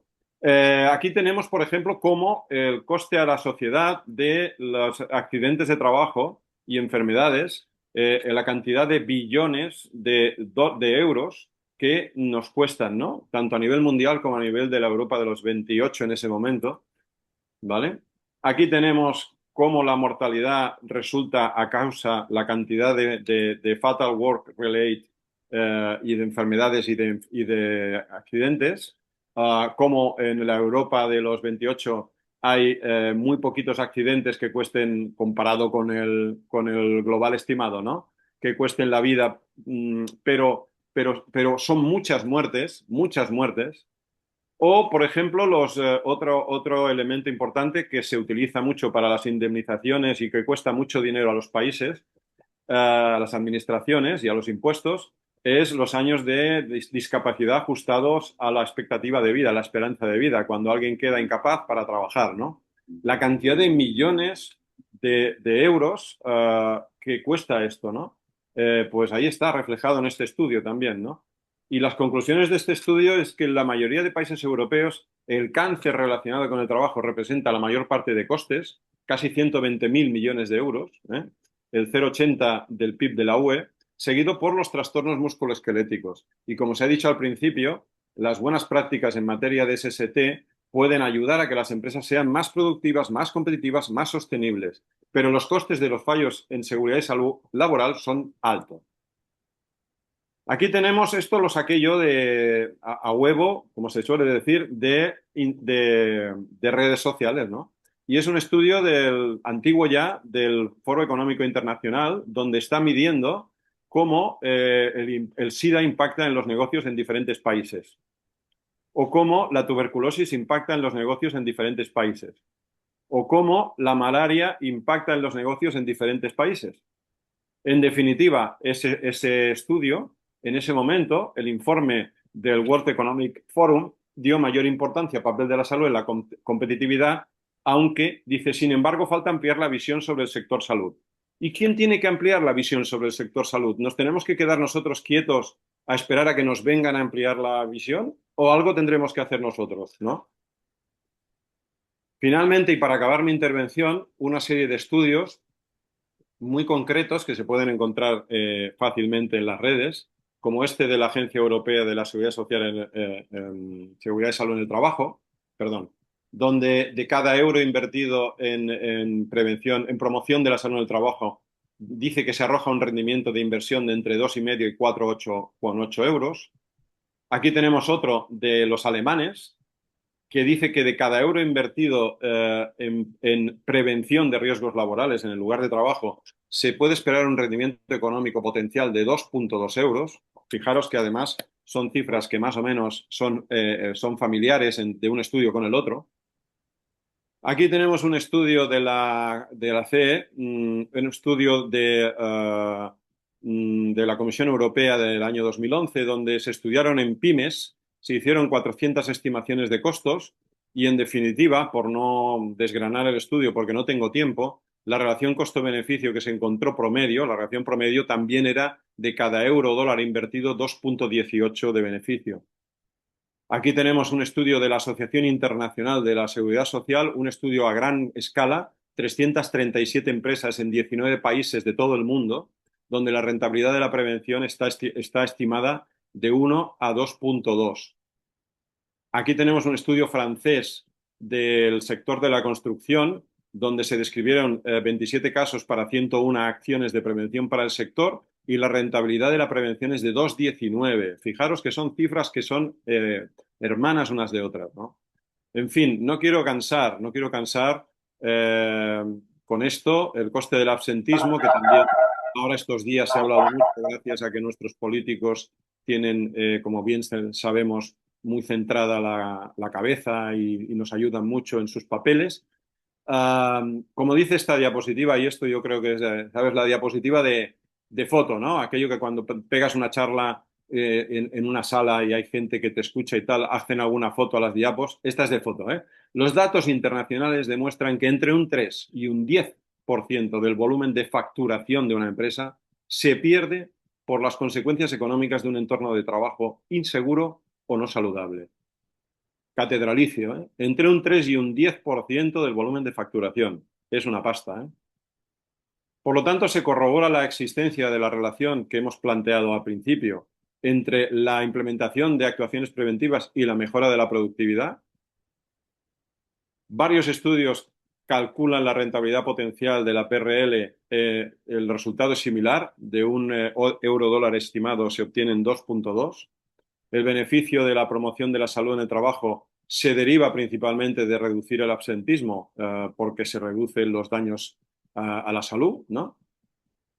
Y porque se aumenta la motivación y la felicidad de los trabajadores. Claro, cuando el trabajador ve que se le cuida, va más contento a trabajar y se siente más integrado, ¿no? Luego no hemos tenido tiempo a ver, perdonad porque estoy también de administrador y tengo que admitir aquí, ya está, no. Decía que, no, atrás, por favor. A ver, un segundo. Decía que no hemos tenido tiempo de hablar, pero los programas de regreso al trabajo, de retorno al trabajo, sobre todo en sociedades donde el edatismo está presente, es decir, tenemos una pirámide de edades complicada y por lo tanto hay gente de mayor edad en las empresas, gente que tiene enfermedades crónicas, que puede sufrir una intervención quirúrgica y se puede incorporar previamente al empleo con un programa de regreso adecuado y disminuir el impacto de la ausencia. Las inversiones en condiciones de trabajo sanas y seguras tienen que ser un pilar de la prevención en las políticas de las empresas. Como dice ahí, la seguridad de salud no puede ser medida con los mecanismos de la economía de mercado que realmente plantea un componente exacerbado a nivel económico, ¿no? Tampoco el cumplimiento de la ley, de las reglamentaciones, debería complicarse como que, bueno, si es rentable lo haremos y si no, no. Es decir, si hay que cumplir la ley, hay que cumplirla, sea rentable o no, ¿no? Pero es cierto que también, y no hemos tenido tiempo de hablar de esto, y espero que en el curso que se haga pues se pueda hablar, los costes de no cumplir la legislación son fácilmente cuantificables y realmente os asustaríais y veríais cómo hay empresas que han tenido que cerrar por un accidente de trabajo que ha sido motivo de pasar por el juzgado e indemnizar debidamente, con justicia, a la familia del trabajador que murió, etcétera, etcétera, ¿no? Tenemos que trabajar con con indicadores económicos y sociales al mismo tiempo, que nos permitan interrelacionarlo, ¿no? Sabemos que los valores intangibles, sobre todo en las personas, lo que es la formación, la participación, el aporte creativo, etcétera, etcétera, tienen un rendimiento creciente, es decir, vamos de menos a más. No podemos esperar que por ejemplo, una formación de una manipulación de cargas que hemos dado hoy, mañana todos los trabajadores que acudieron a esta formación ya van a manipular las cargas perfectamente y no vamos a tener ningún problema. Esto no es así, en las personas no funciona así. Hay que sensibilizar, formar y esto es un rendimiento creciente que obtenemos. En cambio, en las máquinas, en lo que son las máquinas, la parte material, sí que es verdad que enchufamos, ponemos el botón on de aquella máquina y desde el momento en que empieza a funcionar, empieza bueno, a perder el tiempo, digamos, de funcionamiento esperable de esta máquina, por mucho mantenimiento que tenga, por mucho cuidado, por mucha reparación de averías, el rendimiento de esa máquina va a ser decreciente, mientras que en el capital humano, en el intangible, es creciente. Como decíamos, es recomendable pues, enriquecer el análisis de la productividad mediante índices de seguimiento, pues, como estos que vienen aquí, que se pueden encontrar en la NTP 983 del Instituto, de cuya autoría pues estamos, aquí tenemos a Manel, y no sé si en esa estoy yo mismo, pero en cualquier caso Manel conoce mucho mejor que yo estos índices. Y en cualquier caso, pues creo que me excedí algún minuto de lo que me tocaba. Muchas gracias y espero que os haya interesado.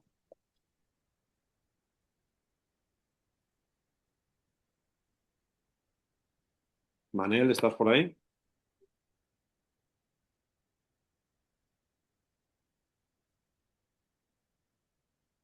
A ver, espérate porque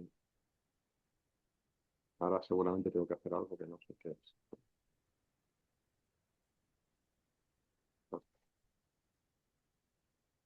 Eh, Creo que tenemos por ahí a Cristina, que entró al principio de todo y ha estado siguiendo todo el webinario ahí pacientemente, nos ha escuchado la paliza que hemos dado, Tomás y yo, y nos gustaría, Cristina, bueno, que nos dijeras un poco tu opinión, cómo ves toda esta cuestión que hemos planteado, ¿no?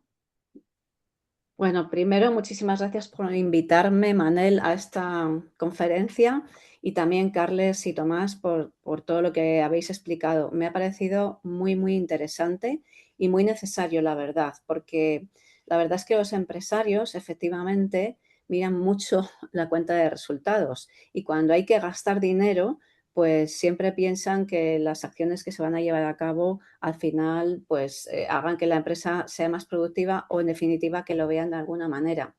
Así que me ha parecido muy interesante la primera parte que ha hecho Tomás de, bueno, pues extender a más personas el lenguaje económico para también poder entender cuando una persona desde el lado de prevención va a la empresa, entender también que ese directivo necesita ver que lo que invierte se traduce pues quizá no en pérdidas, pero sí por lo menos en alguna cosa que le rente de alguna manera. Y la parte tuya, Carles, también me ha parecido fundamental. ¿Por qué? Pues porque has dado muchas pistas para las personas que hacen toda la parte de prevención para poder traducir a resultados o a cosas positivas esa inversión que las empresas muchas veces tienen que hacer, y digo tienen por la legislación, pero no están convencidas en su ADN. Y aquí lo interesante es transmitir que no es que lo tengan que hacer, sino que es apasionante hacerlo. Porque cuando tú tienes una empresa que navega toda en el ritmo de cuidar al empleado y el empleado es el protagonista, ese empleado está muy motivado, ese empleado forma parte del equipo y eso se traduce en los resultados. Y entonces lo interesante es hacer ver esto a la empresa y al empresario. Y todas las medidas de prevención, desde luego, ayudan a que la empresa tenga un ambiente mucho más positivo.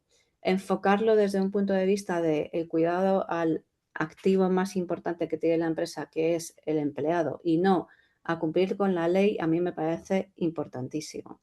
Y bueno, pues al final llevándolo a tierra, si a una persona le explicas cómo sentarse bien, cómo hacer pequeños ejercicios de estiramiento en su jornada y cómo hacer pausas activas, sin duda, absolutamente sin duda, esto viene a la cuenta de resultados, porque si miras el año anterior y analizas todas las bajas que ha habido por lumbagos, las contabilizas, las puedes contabilizar en importe y demuestras, mira, en esta empresa tienes estas bajas por lumbalgias. Estoy con un caso muy concreto.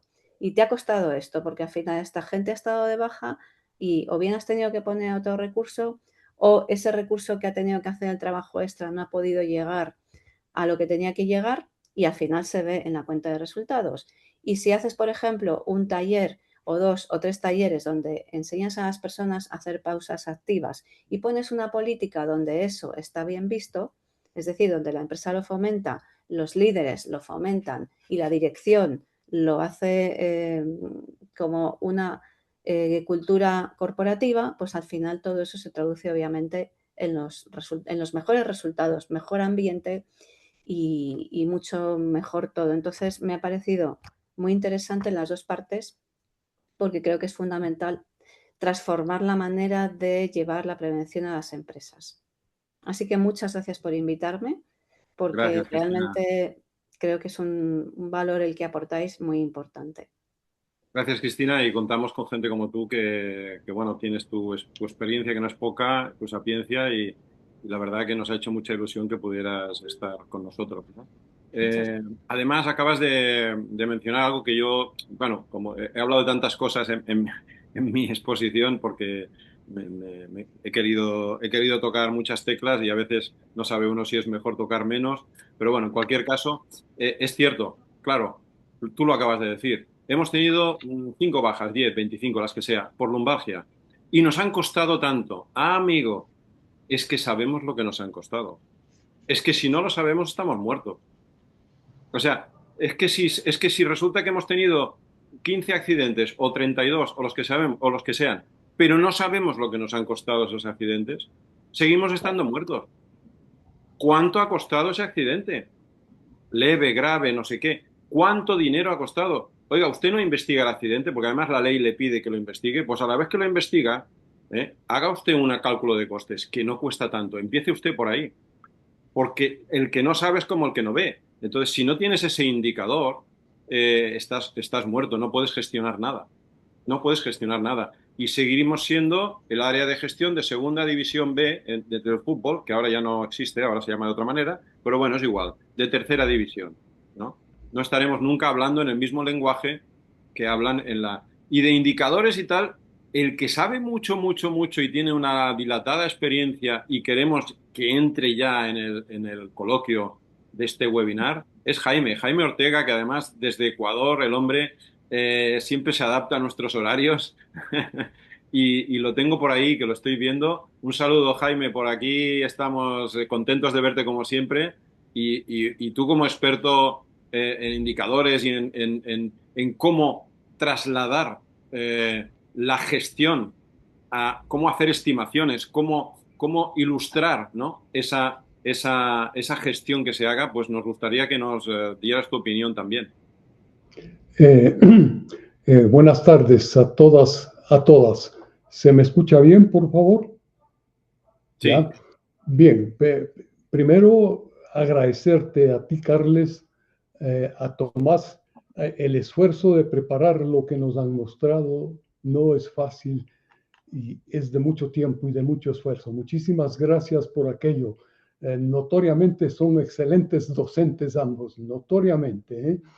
Bien, en lo que hace referencia un poco a lo que he mirado que es necesario hacer en el campo de la prevención, específicamente en el lenguaje empresarial, que es tan necesario el lenguaje financiero, porque los técnicos siempre cometemos el error de hablar técnicamente a un gerente, de hablar técnicamente a un trabajador, y definitivamente eso no llega, eso no impacta, y yo pienso que por eso se cierran las puertas. Es por aquello que para la metodología MIN, metodología integral Mieses, es muy importante tener claro que tenemos que plantear aspectos y cosas que no existen y que son necesarias. Y una de las cosas que no existen es precisamente esto, ¿no? Es decir, cómo les damos las competencias para que tengan un lenguaje financiero para que se hable con la administración superior de una empresa y un lenguaje muy operativo, no técnico, para que llegue a los trabajadores. Esto les hace o nos hace muchísimo bien a los prevencionistas. Bien, un poquito para ir entrando en el tema. Recordar, ¿no?, que en las organizaciones hay dos tipos de riesgos. Los riesgos especulativos, aquellos que pueden generar pérdidas o ganancias por definición, y los riesgos puros, que aquellos de concretarse solo provocan pérdidas. Y aquí entra el punto justamente de la metodología integral Mises, ¿no? De la importancia y la trascendencia de mirar y de ser muy claros, indicar que con la prevención no se gana dinero, con la prevención se deja de perder dinero, va totalmente al riesgo puro, es decir, aquel que sí se concreta genera exclusivamente pérdidas. Y estos son los casos de la seguridad, de la calidad, del medio ambiente, del talento humano, de la parte legal, etc. Todos son riesgos puros. ¿Qué plantea la metodología, la MIM, la metodología integral Mises? Pues plantea justamente, en vez de hablar de prevención de accidentes, hablar de prevención de pérdidas. Y aquí ya empieza una gran diferencia. ¿Por qué esto? Porque definitivamente cuando usted mira los incidentes de seguridad, de calidad, de medio ambiente, de productividad, etcétera, todos ellos están interrelacionados y están solapados. Entonces, cuando nosotros hablamos de la metodología integral Mises, no estamos haciendo programas por un lado de seguridad, por otro lado de calidad, por otro lado de medio ambiente, no, porque todo aquello está interrelacionado, está solapado en su estructura, en sus causas y en sus consecuencias. Cuando nos damos cuenta de esto, miramos que el costo de la gestión cuando se manejan N sistemas de gestión en función de las N especialidades de una organización son altísimos. Este solapamiento y esta interrelación está en el orden del costo de gestión entre el 60 y el 80%. Darnos cuenta de esto determina que el mejor negocio es decirle al gerente, esto a usted le va a transformar a su organización. Es lo que hacemos, ¿no? Cada vez que iniciamos un trabajo de transformación en una empresa con esta metodología integral, ahora la llamamos Mises, ¿eh? Cada vez que empezamos midiendo, por ejemplo, capital intelectual, empezamos midiendo productividad, empezamos midiendo competitividad, ¿eh? Y luego de que acabamos el programa, volvemos a medir estos indicadores. Y eso es muy objetivo. ¿Lo hemos hecho bien? Efectivamente, hemos eliminado las pérdidas de la organización, todas las pérdidas de la organización por seguridad, por calidad, por medio ambiente, etcétera, o no lo hemos logrado. Esto es muy objetivo. En la práctica, esto da muchísimos beneficios, porque ahí sí el gerente, los trabajadores empiezan a decir, esto nos conviene, esto vale la pena. Indicar simplemente, como muy bien lo señalaba Carles, que la estrategia de la empresa, base de Peter Drucker, este especialista tan grande en el área industrial, obviamente no debe ser la estrategia solo incrementar ganancias. Muy pocas empresas, además de aquello que hay que hacerlo, pues miran a eliminar pérdidas. Y a esto va la prevención. Recordar que la prevención es riesgo puro, es decir, solo lo que provoca pérdidas. Cuando miramos esto muy claro, vemos unos resultados extraordinarios, ¿no? Con Manel empezamos a trabajar ya para empezar a definir estos indicadores, que son unos indicadores de medios. Los medios tienen que ver fundamentalmente, primero, al comportamiento de las personas, ¿no? En la MIN se habla de la acción consciente, que es muy integral, ¿no? No es la acción segura, que es únicamente la faceta de seguridad. La acción consciente incluye todas las facetas, la seguridad, la calidad del medio ambiente y la participación y la autovigilancia. Esa es la cultura. Entonces, cuando se va logrando esta transformación de las personas, usted va mirando que el capital intelectual de la organización va subiendo. Y eso es muy objetivo, porque eso se mide. Eso se mide. Y no olvidar que conforme se incrementa el capital intelectual, el valor del producto o servicio crece increíblemente, ¿no? Recordar, ¿no?, que justamente empresas tan conocidas como Coca-Cola, ¿no?, el valor del capital intelectual, por capital intelectual, el costo de mercado es casi el 90% en relación al costo que está en libros. Entonces es demasiado buen negocio transformar a las personas para que ellos transformen a las organizaciones. Y la organización se transforma efectivamente cuando esto ha sucedido. Entonces, las grandes marcas, las grandes empresas saben de la trascendencia y por eso para mí esa es la transformación de las personas desde el corazón de cualquier sistema. Son las personas transformadas las que transformarán a las organizaciones a los países, etcétera, etcétera, etcétera. Vamos cerrando y resumiendo, ¿no? Entonces, nosotros utilizamos indicadores de medios, indicamos por ejemplo, medimos capital intelectual cada vez que hacemos un programa de capacitación y luego de que concluimos volvemos a medir. Si el capital intelectual ha subido, definitivamente lo hemos hecho bien. Si no, es simplemente enunciado, es teoría. Eso por un lado. E igualmente medimos productividad. Y esto es una relación de outputs e inputs de los procesos. Y cuando se tiene clarísimo el modelo causal de los problemas, que son dos ramales, ramal del comportamiento de las personas, ese interviene en un 80%, y el ramal de todas las condiciones físicas materiales, equipos, materiales, ambiente interno, externo, herramientas, materias primas, etc. La estandarización de eso. La metodología MIN tiene clarísimo esto. Entonces, cuando usted, luego de hacer la curva de la economía a la prevención, el punto de equilibrio es a partir del momento en que la empresa deja de perder. Y cuando ese punto de equilibrio lo logra en un periodo mucho más corto, definitivamente usted es una persona a la cual le buscan en todo lado, porque los resultados ya no son enunciados, usted los muestra. Lo que es más, cada vez que se propone a la organización un programa de prevención, se lo presenta con los clásicos indicadores, ¿no? Con TIR, con BAN, con tasa de retorno, el valor actual neto y el estudio costo-beneficio. Entonces, esto es muy objetivo, no hay a dónde perderse. El gerente tiene frente a él un programa de prevención frente a un programa de adquisición de maquinaria, por decir algo. Y si ve que el indicador, esto lo hemos constatado personalmente, el indicador que usted presenta como prevencionista le da mejores datos de TIR, de BAN, de costo-beneficio, de flujo de caja, etcétera, definitivamente muchas veces que deja de comprar algo y dice hagamos el programa de prevención.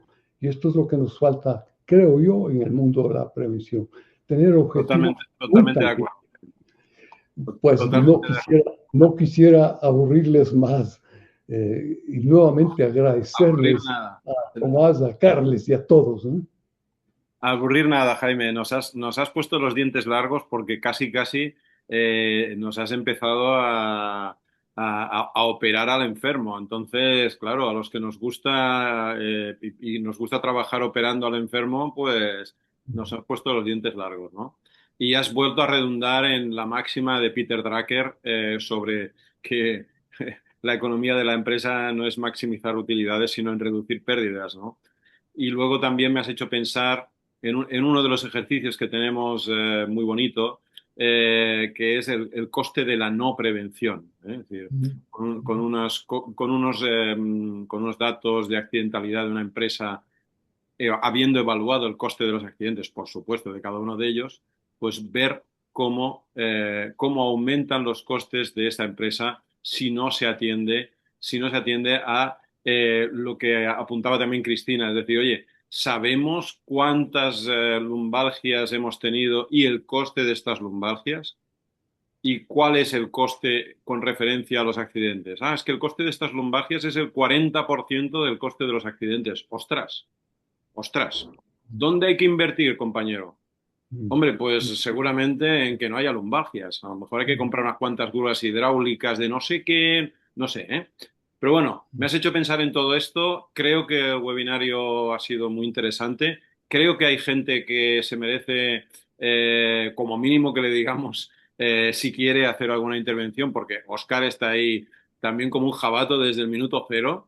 Y me gustaría decirle a Oscar si quiere pues hacer alguna intervención, alguna pregunta. Estamos fuera de tiempo, pero evidentemente que para vosotros siempre hay un rinconcito.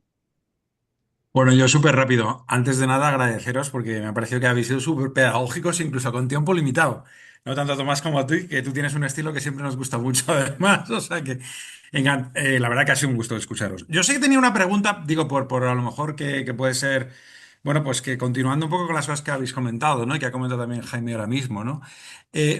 Como tenéis un montón de experiencia además haciendo este tipo de cosas, no sé si podéis poner algún ejemplo concreto, ¿no? De alguna empresa en la que hayáis conseguido no sé, avanzar al cliente de turno, ¿no? Al líder de turno, a que, bueno, pues que sea un poquito más consciente de estas cosas. Porque, claro, fíjate la cantidad de estudios, Carles, que tú has presentado, ¿no? Que dejan claro, ¿no? Y estas cosas del capital intelectual que contaba Jaime, pues la verdad que suenan fenomenal, ¿no? Entonces, digo, si te pones en el caso del líder que dice, sí, sí, sí, ¿no? Estaba muy bien el dato este que has dado, ¿no? Del 90% de las empresas no tienen dudas de, pero luego el 6% son las únicas que no, entonces, no sé si podéis comentar algún caso concreto que os haya servido mover algún tipo de palanca, ¿no? Que digáis, joder, pues movimos aquella palanca y esto tiró para adelante. Entonces, bueno, por ahí, tampoco quiero enrollarme más.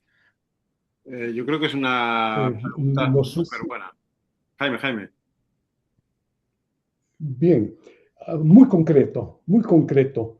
Eh, Somos un convencido, y de ahí la importancia de Meses, ¿no? De que las personas, no todas, las personas transformadas son el corazón de las organizaciones. Mire usted, cada vez que hacemos algún tipo de trabajo, sabemos que el 80% más de los problemas de pérdidas los determinan las personas, el comportamiento de las personas. El resto son las condiciones materiales, físicas, el ambiente de trabajo, etcétera, etcétera. Pero la clave es las personas. Lo cierto es que cuando usted empieza a cambiar a las personas, empieza a cambiar todo. Empieza a cambiar absolutamente todo. Concretamente en las experiencias de tipo personal. Hemos hecho, por ejemplo, trabajos en empresas de servicios, ¿no? Estatales. Ahí, bueno, de inicio el listón es bajito. O sea, es mucho más fácil actuar ahí, es mucho más fácil, ¿no? Entonces, cuando empezamos mejorando, transformando a las personas, ¿no? Complementando las competencias que no tienen, muy específicamente, ¿no? En una empresa consultora de seguridad y salud, muy específicamente, el estudio se hizo en esta empresa. En esta consultora, a todos los técnicos, a los profesionales que trabajaban, se hizo un inventario de capital intelectual del que disponía de inicio. Y ahí nos dimos cuenta que faltaban una serie de conocimientos. Por ejemplo, lo que es economía de la prevención. Por ejemplo, todo lo que es ecofilia. Por ejemplo, todo lo que tiene que ver con control total de pérdidas, etcétera, etcétera. Es increíble, ¿no? Esto nos tomó aproximadamente 4 meses, 5 meses. Y esto no exagero absolutamente nada. Luego de 5 meses, 6 meses, se empezó haciendo aspectos tan claros, tan necesarios de la solución inmediata de lo que es crítico, por ejemplo, de lo que es irreversible y puede tener consecuencias graves, etc. O sea, los programas inmediatos, los de mediano plazo, los de corto plazo, los de largo plazo, muy claros, muy concretos. Y todos, pues fijando a dónde se quiere llegar. No quiero exagerar el asunto, pero al año la productividad de cada uno de los técnicos y de todo este sector de esta empresa se incrementó en 2.2. Es decir, el número de acciones que antes hacían se incrementó al año en 2.2. O sea, la productividad subió un 220%. Esto lo puedo comentar como un ejemplo pragmático del cual participé. Gracias, Jaime. Yo puedo contar un caso mucho más reducido que tiene que ver con cuantificar los costes de los accidentes. En una empresa donde yo gestionaba la PRL, una empresa de autobuses, y queríamos que compraran calzos. Los calzos son estos trastos que les ponen a las ruedas de los vehículos para asegurarlas. Los calzos eran metálicos, eran metálicos. Y queríamos que compraran calzos de caucho, unos calzos de caucho. ¿Por qué? Porque evidentemente tenía una vida media más larga, es decir, si el autobús, por lo que sea, porque siempre se olvidan de quitar el calzo, que si para arriba, que si para abajo, la rueda del autobús pasa por encima del calzo de caucho, lo aguanta, aguanta la deformidad y vuelve a su posición, pero el metálico no, el metálico se queda pansito, ¿eh? Pero aparte de esto, es que los conductores, cuando retiraban el calzo, el metálico, al estar a la intemperie y demás, originaba o podía originar cortes en los dedos, se les caía el calzo encima del pie y se hacían mucho daño, en fin. Total, que lo que hicimos fue cuantificar el número de accidentes donde intervinieron los calzos y y el coste que habían generado en los últimos 3 años. ¿Por qué? Porque los calzos de caucho de origen eran más caros que los metálicos, claro. Entonces, con esa sistemática hicimos un informe y conseguimos que se compraran los calzos de caucho, que son los que se utilizan hoy en día. Son más caros al principio, pero después dan menos problema y tienen una vida media más larga. Bueno, es un ejemplo, ¿eh? Bueno, oye, tenemos también a Gloria y Miquel. No sé si queréis intervenir y ya cerraríamos el webinario. No se te oye, Gloria. Te tienes que activar el micro. Ahora. Pues muchísimas gracias. La verdad es que da gusto escucharos a todos y además todo lo que habéis contado, que además son temas complejos, ¿no? Entonces, quizá una cosa que me ha hecho pensar tanto, pues la verdad es que han sido todas las intervenciones, es el tema de los intangibles, ¿no? Al final, las empresas, pues cada vez más están ligadas al valor de los intangibles, siendo las personas, como ha dicho Jaime, o tú, Carles, has dicho una cosa también muy interesante, ¿no? Que la amortización de los equipos materiales disminuía, pero si invertías en las personas, eso aumentaba, ¿no? Entonces, ligándolo un poco en crecer ese valor de las personas o de esos intangibles, ¿no? Claro, hay una cosa que me choca también con algo que habéis dicho, ¿no? Que es un poco el tema de céntrate en los costes, ¿no? Entonces, yo recordaba escuchando, o sea, yo trabajé en una empresa de telecomunicaciones, ¿no? Y había un departamento que se dedicaba, era Bell Labs Business Model, que básicamente se dedicaba a decir, voy a hacer un caso de negocio para convencer al cliente que me tiene que comprar, ¿no? Y entonces lo hacía del lado de costes, pero también lo hacía del lado del valor. Entonces metía muchos temas de intangibles en los indicadores, ¿no? Entonces, eh, ¿hasta qué punto hay que empezar solo por los costes y no meter también el valor que tú estás haciendo porque la empresa salud, o sea, tenga mucho más salud? O como has demostrado antes, hay un montón de estudios que dicen eso también, más beneficios. Entonces, ¿por qué no empezar por las dos cosas? Si puedes hacerlo, ideal, ideal. Pero normalmente, en términos generales, la gente de nuestro ámbito profesional no suele tener mucho conocimiento y suele tener mucho miedo de empezar a hablar de costes con el responsable de recursos humanos o el de producción o incluso con el CEO, ¿no? Entonces, calcular un coste es fácil, es muy fácil. Entonces, ponerle unos ítems y hacer un formulario de cálculo de una plantilla, que además hoy día con el Excel está chupado, para que un accidente tú sepas, oye, ¿cuántos días de baja ha sido? Pum. ¿Ha habido sustitución? No, sí, si ha habido sustitución, ha habido que formarlo, ha habido que no sé qué, tal. Estos son costes, pam, pam, pam, pam. Tiempo perdido el día del accidente, pum, no sé qué. O sea, es como muy sistemático y es fácil hacer esa... O sea, cualquier técnico en prevención con un mínimo de adiestramiento, sin más, sin tener que conocer todo lo que ha explicado Tomás, que creo que es importante, que sobre todo los gestores, los gestores del sistema, ¿no? Tienen que saberlo. Pero si tú quieres que un técnico en prevención haga algo, dale un poquito de formación o capacitación para entender qué es una hoja de cálculo de costes y lo hará. A la vez que investiga un accidente, te rellenará el formulario y nosotros lo hacíamos en la empresa y lo hacía el técnico intermedio, el coordinador de actividades empresariales es el que se encargaba de esto. A mí me daban los números hechos, lo hacía él. ¿Eh? Y sí que intervenía si el accidente era complejo. Un accidente complejo, con juicio, con intervención de la inspección. Entonces los costes hay que mirarlos de otra manera, ¿no? Pero un coste es muy sistemático, es muy fácil de hacer. Y luego ya te plantearás hacer un análisis coste-beneficio. Pero por eso lo planteamos así, ¿eh? No por otra cosa. Pero si te lanzas al estrellato con más cosas, estupendo. ¿Vale? Bueno, gente, pues muchísimas gracias. Estamos fuera de tiempo.